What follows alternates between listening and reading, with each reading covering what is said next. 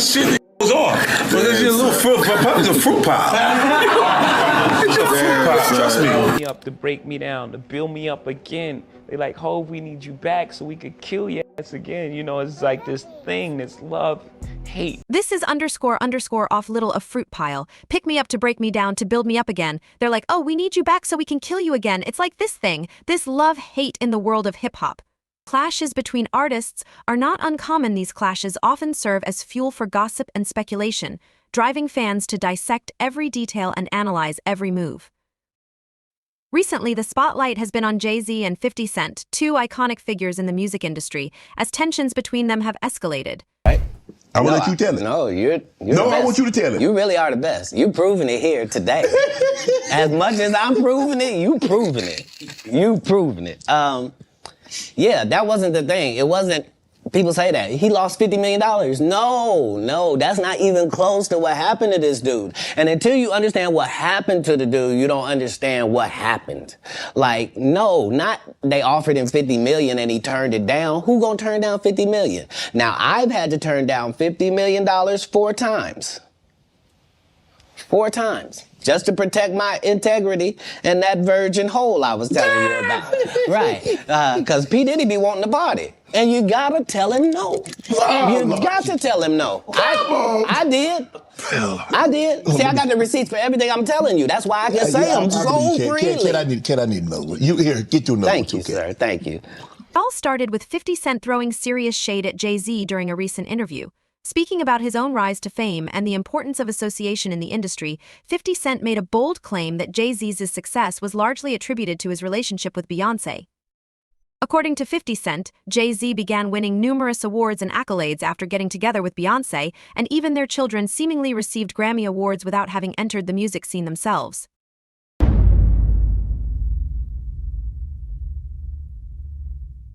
You made a comment, right, saying that you knew someone that went through Jimmy Henchman proffer agreement for a drug case. And the proffer agreement revealed that Jimmy Henchman, he could have walked away if he would have given up Diddy. What you mean by that? Well, what happened is that they had 9 different sessions with Jimmy Henchman regarding his proffer agreement. So that means the feds went in there 9 different times to talk to him. And in those sessions, they asked him, what do you know about Sean Puffy Combs or Sean Diddy Combs? I don't think it was Puffy at that time. It wasn't Diddy at the time. But what do you know about Sean John Puffy Combs having sex with underage boys?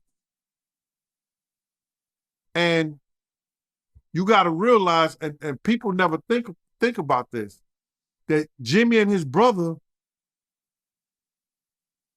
I think they had the same charges.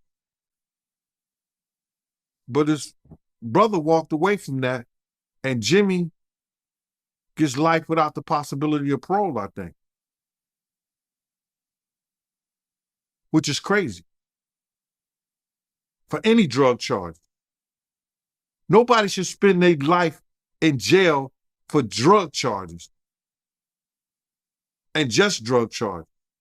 But I think they try to tie him to some murders or something like that. I don't know that to be for sure, but he shouldn't spend his life in jail for no drug charges, not at all. So, but they was gonna let him walk. If he'd have probably had to for that proffer agreement, they probably would have let him walk. If he had any information regarding Puff having sex with underage boys, that the feds asked him in 2011. In 2011, brother. So what did the feds know? Because the feds not coming there unless somebody made a report or somebody made some allegations against Puff in 2011 to ask a friend of his, Jimmy Henchman, what do you know about that? But for them to ask him about that, it had to be more than a rumor.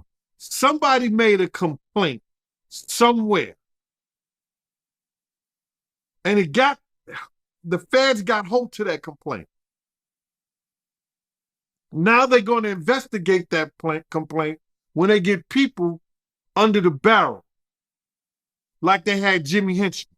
That's why they asked him. If he did know information, right, why you think he didn't tell?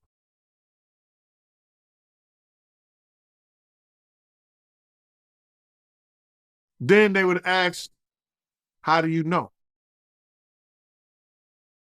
And then it comes into play, whereas that if you know of anybody that's in danger in the welfare of a child, and you see that, and you don't report it, you're just as guilty as the person who does it. While some may dismiss 50 Cent's remarks as mere trolling, there seems to be a deeper undercurrent of rivalry between the two artists. 50 Cent has a history of taking shots at JayZ, even recalling a backstage incident at the American Music Awards where JayZ made a subtle remark aimed at him. Despite JayZ's immense success and wealth, 50 Cent's relentless jabs seem to hit a nerve, sparking debates among fans about the true motivations behind his attacks. First and foremost, I just want to say, I know a lot of people want to hear these stories and everything like that because this is stuff that happened back in the day. And then maybe that if they knew there was going to ever be a YouTube or they knew there was going to ever be social media, a lot of the stuff probably wouldn't have got played out like it did. But things happen and these are just stories from the past. I would like to use that as, what you call that, just to clear the facts up what's going on. But it all started, we was in Atlanta. And this story starts when I'm with Puff and he's in the exotic bookstores and he's doing shopping, right? He's shopping, getting his stuff and everything like that. So, you know, this is the first time I was ever in an exotic bookstore with Puff. So, you know, I'm giving him his space. He's taking things off the shelves and stuff like that because they gave him a brown paper bag. When they gave him a brown paper bag, he was just putting stuff in there. So I said, damn, you know, he got to go put it on the counter and, you know, show everybody what he's getting. So as he going, I'm just looking at the places where he picking stuff from. So there's one part he picked up some things from up here on my left side. And then he picked like quite a few of them down. I'm like, okay. He put them in the bag. So when I went by there and I looked up there and it said butt plugs. And I was like, hey, yo. I was messing with him. Because people don't understand, you know, we was like friends. He was a part of the same gang. So I'm still going to tease him. I'm still going to mess with him and everything like that. I could do that. It wasn't just no security thing. So I say, yo, what are you getting this for? And it said butt plugs. And he was like, yo, can I do my shopping by myself? I said, yeah, you could do it by yourself, brother. And he started walking and everything like that. So when he got to, I just waited at the counter. So when he got to the counter, he didn't even have to show the guy nothing. He just gave the guy a wad of money. I mean, like he gave the guy a stack something like this. And Puff wasn't the dude that carried no 20s and no 50s and nothing like that. And I mean, like, he just said, boom. And we walked out the store. So we had to leave Atlanta and go to North Carolina for a show. You understand? And it was him, this rapper, Sarah, and this other girl. We all got on a G5 jet. One of the most significant controversies surrounding JayZ is his fallout with Dame Dash, his former business partner and friend. The dissolution of their partnership sent shockwaves through the industry, with many questioning JayZ's loyalty and integrity. While JayZ's rise to prominence has been undeniably impressive, his willingness to discard relationships for greater success raises ethical concerns about the cutthroat nature of the entertainment business. We all got on a G5 jet, and we flew to G4 jet, and we flew to North Carolina. So later on that, I think that afternoon, same day, this rapper and him, they all in the room together. You know, it's Sarah, the girl, Puff, and this dude, this rapper. So I'm hearing at the door and stuff like that, like, yeah, so then next thing you know, somebody rang the doorbell. We had the presidential suite where we was at. So I opened the door and the dude said, yo, I'm here for my cousin. I said, who your cousin? And he said, Ja Rule. I said, well, he busy right now. He said, he busy doing what? I said, he with Puff, they're in the room, they busy, they don't want to be bothered. He said, well, I'm going in there. I said, bruh, you ain't going in there because he told me they don't want nobody to be bothering them. And he was like, yo, I don't care, man, I'm going in there. That bullshit like that. I said, yo, bruh, Jesus Christ had to come down here and take the air out of my body before you get in that room right there. Watch. He tried to bum rush me. I grabbed his and threw him against the piano. When I threw him into the piano, Puff and Ja Rule runs out the room. Puff got his towel, Ja grabbing his towel, but they butt the naked. And so then Ja was like, yo, what's going on? Yo, Gene, that's my cousin. He know me well. You know, and Puff was like, yo, Gene, what happened? I said, he tried to get in the room. I told him he couldn't get in the room. And he was like, Puff looked at Ja. He said, yo, Ja said, you ain't want to go in that room because there's a lot of freaking going on. So I was like, oh, he said it was a lot of freaking going on. So that was basically that story, man. You know what I'm saying? They went back in the room. Dude felt a certain kind of way, and he left out. So I seen them at the concert the next day, and they tried to, you know, form up against me. But my man Frank was like, I told my man Frank, I was like, yo, Frank, put yourself in that position. Somebody trying to get in the room, and Ja told you don't let nobody get in the room. What would you do? Now, y'all can do whatever y'all want to do, man, but you know I ain't taking no losses. He said, yo, you good, and that was it. Bro, when Ja said, you don't want to come up in there, a lot of freaky stuff is going on. You got to use your mind. What they was doing with those butt plugs. right.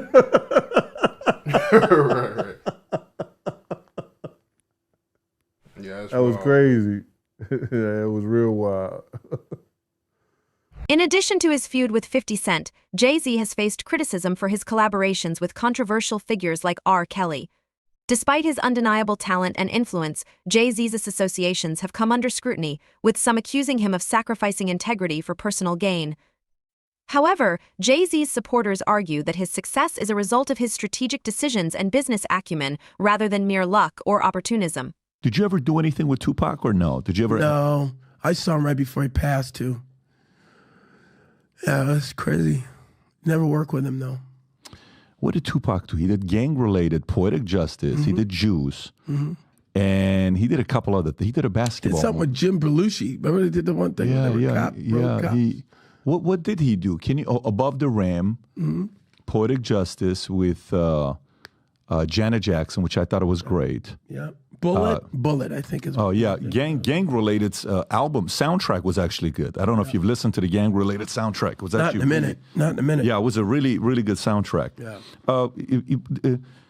Cuba, with all this stuff that's coming up with Diddy and you're on one end, you know, 50 Cent is calling out Diddy and here's what he's doing and all this stuff, and they got the back and forth. Yeah. I got Suge on here. Look at this example. Look what happened. Yeah. And I got Suge on, exactly. No question about it. What do you think's going on with all the stuff with Diddy, with Little Rod, with, you know, all the stories that everybody's hearing about? You mean in terms of what? I mean, you know, raiding his house being raided. I mean, that's crazy. That's the craziest thing I'd ever. And then, hey, how about me? I wake up in the morning, I turn on the stage show, and Actor Cuba Gooding Jr. I was like, excuse me, pull me into this. I think whatever he's dealing with, he's on his journey, man. I think that God has got him on a path where I can't imagine that he's stupid enough to do whatever he's doing and keep it on his premises. I think that the raid and all of that stuff, only time will tell who was involved, who had been a frequent guest in these places and areas. It's funny because my lawyers said, you know, every outlet in the world wants to talk to you. And again, I'm like, I'm not defining myself from some headline in the press. So I stayed quiet. And it's so funny. So I'll tell you a little story about who my girlfriend is. She gave Robert De Niro 3 grandkids. Her name is Claudine De Niro. She married his son, Raphael. They separated, and we've been together for a while. But she, at one point, ran Naomi Campbell's publicity. She, at one point, ran P. Diddy's publicity, right when he started doing the white party thing. Mm-hmm. He had just gotten freed from indictment, found not guilty. Did he? And he said to her, I'm going to die running with these niggas, man. I need you to help me with the white folks and the switch. And so she helped cultivate his new image. So they had a friendship for years. But I had never met him till probably 2019-20, just casually, Claudine and I. He invited us to his house. The pandemic was starting to ease, you know. As the feud between JayZ and 50 Cent continues to simmer, fans are left wondering what the future holds for these two titans of the music industry. With each passing day, it seems that tensions are only escalating, fueled by a combination of personal animosity and professional rivalry. And hadn't seen him since that night where this guy with this picture that says that I had my shoulder on him and all this stuff, making it look sordid. Well, that picture, everyone in the room, there's probably 300 of us on the deck of P. Diddy's, I'm going to show you, on P. Diddy's boat, New Year's Eve. I went from one ship, Happy New Year. So I hung out with Tyson, and next ship, there's Drake. This ship had P. Diddy. He had his guy, his videographer. They're listening to music. And he says, hey, Cube, listen, you want to hear P. Diddy's new song? I said, yeah, sure. Sit down next to him. They didn't use this angle, which to me makes me laugh because I go, oh, I get it. You made it look the way you wanted it to look. But that, and if you hold it, you know how you hold it and it does the thing where, can you hear all the people? If you tap it or something, it's a live picture. Do you see what I mean? It's like, here we are just listening to music. Finished, took the thing off, said whatever I said to him, left. That was it. But this guy who's suing him, going after the money, man. I'm sure. And by the way, I don't know P. Diddy's life. I don't know what he's going through. I don't know what the police are going to find on all of that. Were you guys close? Were you guys friends or? We were acquaintances, just like I just showed you. Yeah. 2-3 times I've seen him. So it's. Oh, so Diddy, you've only seen him 2 or 3 times. That's what I'm saying. That's what I'm saying. So why would they include you all of a sudden in some? I think because of the darkness of the other grab of the cases that I already had went through. Right. A lot of that stuff is 18 though, 19, right? Those are from 5-6 years ago. That's the cases. Right. That's yeah. Right. And that was that at the peak of the Me Too movement, or was that pre-Me Too movement? That's that right. Is Me that's Too right movement, when it kicked off. Yeah, right. That was crazy. Yeah. So it's going to be interesting to see what happens with Diddy. Oh, 100%. Yeah. 100%. But I did not know that you guys only hung out 2 or 3 times. That's it, man. And 50 was with you for your 56th birthday. I think you guys were hanging out together in Miami. Yeah, because we were in St. Bart's on that boat, but then in Miami, which is where I run around now. Yeah. Of course. I ran into 50 and he was promoting his champagne. I've seen Drake 100 times around town. He loves Miami. Yeah. Yeah. 50. I'm big with the rappers, man. How do you feel about 50? How's 50 like? It's so funny. I got a call from 50 who reached out to me and said, we got to uplift our black entertainers and let's work together. I said, great. So we'll see, I try not to voice any of my opinion when it comes to the rap songs because just like everybody else, I'm into that music, man. Are you following the Lamar and Drake thing? No, I just heard about that. Yeah, got it. I mean, that's like a whole. Somebody just got shot today outside of Drake's house. I heard. Did you see that? I heard. So, I mean, it's like drive-by shooting in a gated community. I mean, that sounds a little crazy. Yeah, Drake's security guard seriously injured in shooting at Toronto's mansion. Guard was shot inside Drake's home and had serious. One aspect of this feud that has captured the attention of fans is 50 Cent's relentless attacks on JayZ's credibility and integrity. From questioning the legitimacy of his awards to accusing him of abandoning former collaborators, 50 Cent has pulled no punches in his criticism of JayZ. While some may dismiss these remarks as mere provocations, others see them as a reflection of deeper, underlying tensions within the industry. But non-life-threatening injuries while the assailant fled in a vehicle. Yeah, I say to them, just like I said to Tupac when I saw him in the lobby of that hotel in Chicago. He said, hey, man, help me, man. Give me some advice. I said, hey, man, just remember your artistry first. I know you're getting caught up with all this madness, but you're an artist now. He said, thanks, Cube. He hugged me and he went off. And how old was he at the time? Well, 2-3 weeks later, he was gone. Oh, no shit. I saw him, and here's the second time I saw Tupac. This is a true story. Now, I don't like the conspiracy things. But that day, he was in a convertible, like Rolls Royce. He was at the stop site, and I was on a hockey tournament, so I was in Vegas as well, playing hockey, and Tyson had his fight. And I jumped out of the car, and I ran up to his car. Pac, it's Cube! And all three cars, all these cars, boom, boom, boom, boom, with the guns. Get out. No, that's Cube good, man. Hey, that's Cube good. And I go, oh, sorry, man. He goes, you good? I go, I'm good. I'm sorry, guys. Got in the car. So that happens that day when the sun's out, and at night they get shot. And there's no cops around. That's a true story. I was involved in that. So in the morning, few hours later, he's gone. Yeah. Yes. And so where were all of those undercover cops that pulled the guns on me when I tried to approach him sitting in his car convertible? What are you saying? I'm just saying it's weird that they were going to blow me away, and I'm Academy Award winner. That's all I'm saying. Yeah, because that's 96. So Yeah. And 96, you're like everywhere. I'm the man. Yeah, you're the man in They're like, 96. we don't care. Get away. Back up. That's crazy. Yeah. By the way, what did he pay you for, Jerry Maguire? I forgot to ask you earlier. Was that your big payday? No, yeah, at that point, $600,000. What's the biggest you made for a movie? Oh, Snow Dogs. You know, I can't talk hell about Snow Dogs. Whoa, that was a good year. Well, that's a 1-2 hit, baby. 13 million total that year. Wow, I made a lot get of money. out of here. Yeah. Good for you. You know that money's gone. Good. I already spent that money. Really? Yeah, $13 million. I understand. Yeah. I'm assuming you made some good investments. I made some investments, yeah, but yeah, that money. Hey, final. So if you like this clip and you want to watch another one, click right here. And if you want to watch the entire podcast, click right here.